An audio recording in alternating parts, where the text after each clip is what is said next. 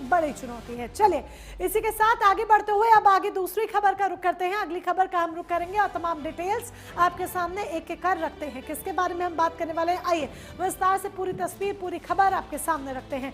पश्चिम बंगाल की राजनीति की हमने बात की, तो पश्चिम बंगाल की राजनीति की बात करने के साथ ही जो हमने आपको बता दें कि इस वक्त एक और ऐतिहासिक और नाटकीय भूचाल से गुजर रही है।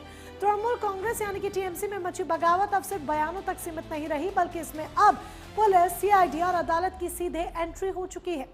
पश्चिम बंगाल में उस वक्त हड़कंप मच गया जब सूबे की जांच एजेंसी यानी कि सीआईडी की टीम भारी पुलिस बल की मौजूदगी में सीधे ममता बनर्जी के कालीघाट स्थित आवास और केंद्रीय कार्यालय में तफ्तीश के लिए जा घुसी। मामला अभिषेक बनर्जी के लेटर हेड पर विधायकों के फर्जी हस्ताक्षर यानी कि फर्जी दस्तखत कराने के गंभीर आरोपों से जुड़ा हुआ है।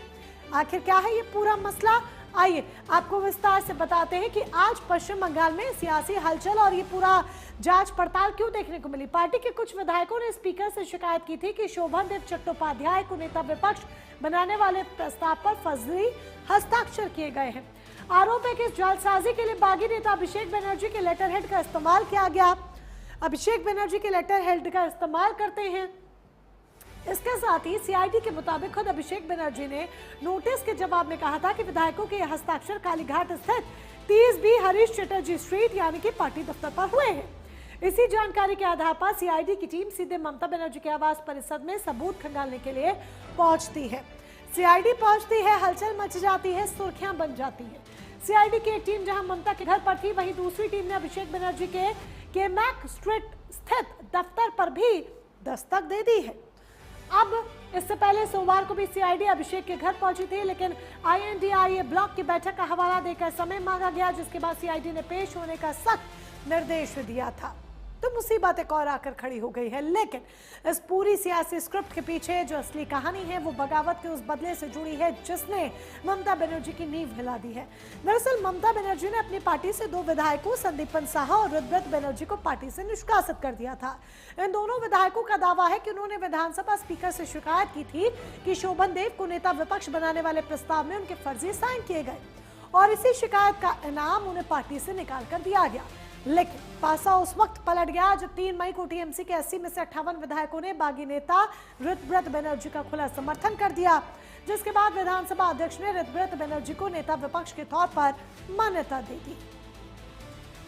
तो आइए सारी जानकारी आपको और विस्तार से हम बताने जा रहे हैं। कुछ और डिटेल्स आपके समक्ष इस मसले से जुड़े रखते हैं ताकि ये पूरा मसला और तमाम अपडेट्स आप तक पहुंच जाए। पूरे विवाद की टाइमलाइन जान लीजिए। 4 मई विधानसभा चुनाव में बीजेपी से हार के बाद टीएमसी में असंतोष उभरने लगा। कई विधायक अभिषेक बनर्जी के बढ़ते प्रभाव के कारण परेशान होने लगे। 6 मई को क्या होता है, विधायकों की बैठक में ममता बनर्जी ने अभिषेक की चुनावी भूमिका की सराहना की। परिवारवाद की चर्चा जो है इस वजह से पार्टी में तेज हो गई, जबकि जो नेता अलग हो रहे हैं वो यही बुराई कर रहे हैं। 19 मई ऋतव्रत बनर्जी और संदीपन साहा ने जहांगीर खान पर कार्रवाई न होने पर सवाल उठाए। इसे अभिषेक खेमे को चुनौती माना गया। दिल्ली के बंगा भवन में ऋतव्रत बनर्जी की सीएम शुभेंदु अधिकारी से मुलाकात होती है। 22 मई को ये महत्वपूर्ण घटनाक्रम सामने आता है। अब इसके बाद 22 मई को बाद में उन्होंने उनकी प्रशासनिक पहल की सार्वजनिक तारीफ की, सराहना की, जमकर सराहना की गई। उनकी प्रशासनिक पहल की सार्वजनिक तारीफ की गई। 25 तारीख को विधायक दल की नेतृत्व संरचना से जुड़े दस्तावेजों में फर्जी हस्ताक्षरों के आरोप सामने आए। ये 25 मई को घटनाक्रम में सामने आता है। आगे क्या होता है, इससे पार्टी में नया विवाद शुरू हुआ। ये भी 25 मई की बात है। इससे पार्टी में एक नया विवाद, एक नई कंट्रोवर्सी उत्पन्न हो जाती है, पैदा हो जाती है। ये 25 मई की बात हो गई। 27 मई को क्या होता है, ऋतव्रत और संदीपन ने स्पीकर से औपचारिक शिकायत कर जांच की मांग की है। ये 27 मई को बात निकलकर जो है वो सामने आती है। ये पूरे विवाद की टाइमलाइन हम आपको बता रहे हैं। मामला राजनीतिक के साथ साथ कानूनी विवाद का भी रूप ले लेता है, अख्तियार कर लेता है। ये 27 मई को सामने आता है। चलिए पूरी टाइमलाइन हम जब आपको बता रहे हैं तो उसके बाद 28 तारीख को विधानसभा सचिवालय ने शिकायत के आधार पर पुलिस से संपर्क किया। ये निकलकर सामने आता है। 28 तारीख को एक घटनाक्रम होता है। आगे क्या अपडेशंस आते हैं, इसके साथ ही मामले की आधिकारिक जांच प्रक्रिया शुरू की जाती है। जांच पड़ताल शुरू हो जाती है आधिकारिक तौर पर। यह 28 मई को ही शुरू हो जाता है। इसके साथ ही फिर उसके बाद आगे 29 तारीख को सीआईडी ने विधायकों से पूछताछ शुरू की।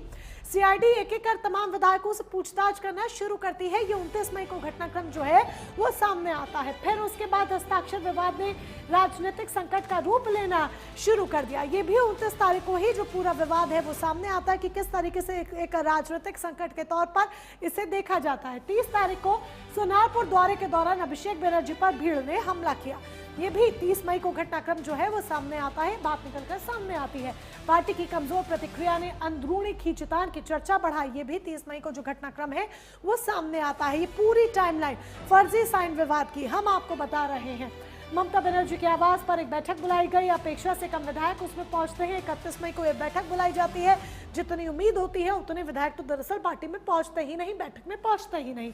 नेतृत्व की पकड़ कमजोर दिखती है। सीधे तौर पर यह तस्वीर उभर कर सामने आती है कि ममता बनर्जी की अब जो पकड़ है अपनी पार्टी पे वो अब वीक हो गई है, कमजोर हो गई है। इसी फैसले के खिलाफ अब खुद ममता बनर्जी ने कलकत्ता हाईकोर्ट का दरवाजा अब खटखटा दिया है, जिसकी बेहद अहम सुनवाई कल यानी कि 10 जून को होनी है। जैसा कि पहले आपको बताया गया कि ममता बनर्जी ने फर्जी साइन की शिकायत करने पर ही टीएमसी से 2 विधायक संदीपन साहा और ऋतव्रत बनर्जी को पार्टी से निकाल दिया था। यानी कहानी साफ है, जिन 2 विधायकों को ममता बनर्जी ने अपनी पार्टी से फर्जी दस्तखत की शिकायत करने पर दूध में से मक्खी की तरह निकाल फेंका था, आज उन्हीं 2 चेहरों ने ममता के पूरे साम्राज्य को हिलाकर रख दिया है। 20 बागी सांसदों के अंदरूनी सुलगती आग के बीच अब सीआईडी सीधे ममता के घर के अंदर सबूतों की फाइलें खंगाल रही है। तो आपने देखा कि कैसे आज ये पूरा विवाद जो है उसने एक और राजनीतिक रंग रूप ले लिया और इसकी वजह से जो पूरा विवाद है वो और भी ज्यादा देखने को मिलता है और ये पूरा विवाद जो है वो तूल पकड़ लेता है। हमने आपको पूरी टाइमलाइन भी बताई कि किस तरीके से पूरी टाइमलाइन सामने आई। ऋतव्रत बनर्जी के बारे में जान लीजिए, जिन्होंने बगावती सुर सबसे पहले दिखाए। 46 साल के हैं, पोस्ट ग्रेजुएट है ऋतव्रत बनर्जी। ऋतव्रत बनर्जी के राजनीतिक सफर को भी जान लीजिए। स्टूडेंट फेडरेशन ऑफ इंडिया के राष्ट्रीय महासचिव बने, जिन्होंने ममता बनर्जी से अलग होने का फैसला लिया और ये 2000 उनका पूरा राजनीतिक सफरनामा हम आपके समक्ष रख रहे हैं। सीपीआईएम के टिकट पर पश्चिम बंगाल से राज्यसभा के सांसद, 2014 की ये बात है। उनका राजनीतिक सफर हम आपके सामने रख रहे हैं। फिर उसके बाद 2017 में सीपीआईएम से पहले निलंबित किए गए, बाद में निकाल दिए गए। सीपीआईएम में पहले थे, फिर उसके बाद टीएमसी में आते हैं ऋतव्रत बनर्जी और अब ममता बनर्जी का साथ भी उन्होंने छोड़ दिया है। राज्यसभा में निर्दलीय सांसद रहे, कब से कब तक, 2017 से 2020 तक निर्दलीय सांसद रहते हैं राज्यसभा में। 2020 ममता बनर्जी की पार्टी टीएमसी में शामिल हुए, उनका पूरा सफरनामा हम आपको बता रहे हैं। ममता बनर्जी की पार्टी टीएमसी में शामिल होते हैं, निर्दलीय राज्यसभा सांसद रहते हैं। उसके बाद टीएमसी ने उपचुनाव में उम्मीदवार बनाया और दूसरी बार राज्यसभा वो पहुंचते हैं और जब अब की बार पहुंचते हैं तो तब टीएमसी की तरफ से पहुंचते हैं। अब इसके बाद 26 में पश्चिम बंगाल विधानसभा चुनाव में उलुबेरिया पूर्व सीट से विधायक बने। जनता ने उन्हें चुना, टीएमसी की ही टिकट पर जनता उन्हें चुनती है, उनके नाम पर मोहर लगाती है। जून 2026 में सिग्नेचर विवाद जब सामने आता है तो टीएमसी पार्टी से निकाले गए। पूरा विवाद शुरू होता है, कंट्रोवर्सी शुरू होती है और ममता बनर्जी से अलग हो जाते हैं। उनका साथ देते हैं संदीपन साहा, जो कि 47 साल के हैं और ग्रेजुएट है। तस्वीर देख लीजिए, ये 2 चेहरे जिन्होंने ममता बनर्जी से बिल्कुल अलग होकर सीधे ममता बनर्जी का डाउनफॉल उन्हें दिखा दिया है। 2015 सक्रिय राजनीति में आया और कोलकाता नगर निगम केएमसी से चुनाव में जन बाजार से चुनाव लड़ा। 2015 में केएमसी में आईटी सलाहकार की भूमिका भी निभा चुके हैं। राजनीतिक सफरनामा हम आपको बता रहे हैं संदीपन साहा का। अब उनके बारे में और जान लीजिए। बीजेपी के प्रियंका टिब्रेवाल को 34,006 वोटों के अंतर से हराने का काम संदीपन साहा ने किया।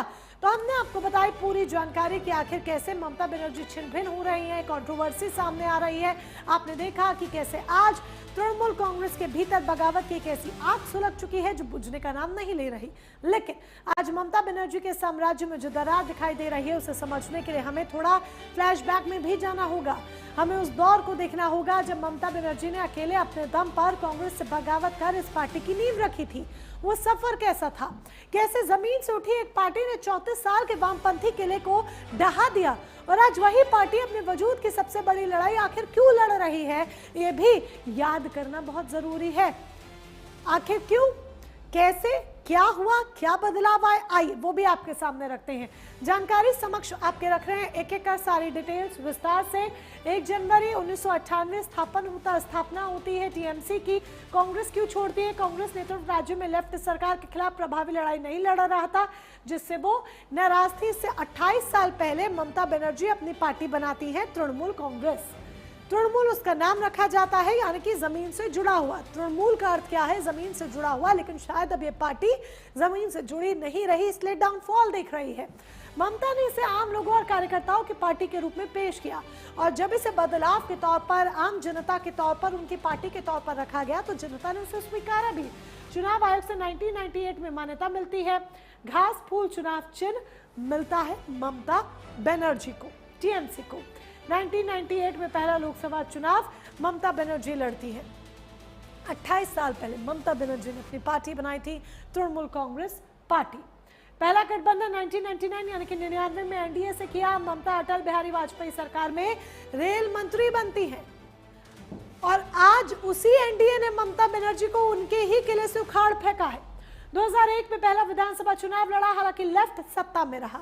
विधानसभा चुनाव लड़ती है पहला, लेकिन लेफ्ट को हिला नहीं पाती है। 2011 में पहली ऐतिहासिक जीत मिलती है। 34 साल पुरानी लेफ्ट सरकार को उखाड़ फेंकती है ममता बनर्जी। तब लेफ्ट की एंटी इनकम्बेंसी थी जो उन पर भारी पड़ी।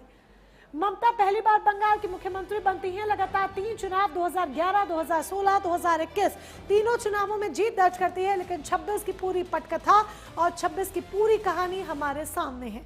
तो जिस कालीघाट से कभी पूरी बंगाल सरकार के फरमान जारी होते थे, आज उसी परिसर के बाहर पुलिस की गाड़ियां सायरन बजा रही थी।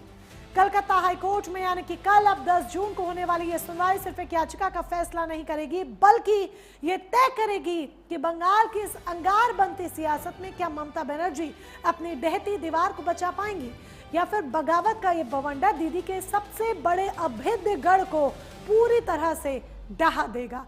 तो कल का दिन ममता बनर्जी के लिए, टीएमसी के लिए, पश्चिम बंगाल के लिए बहुत अहम होने वाला है। तमाम अपडेट्स आगे भी आप तक पहुंचाते रहेंगे, लेकिन फिलहाल के लिए इजाजत चाहेंगे। नमस्कार। जुबैर फटा।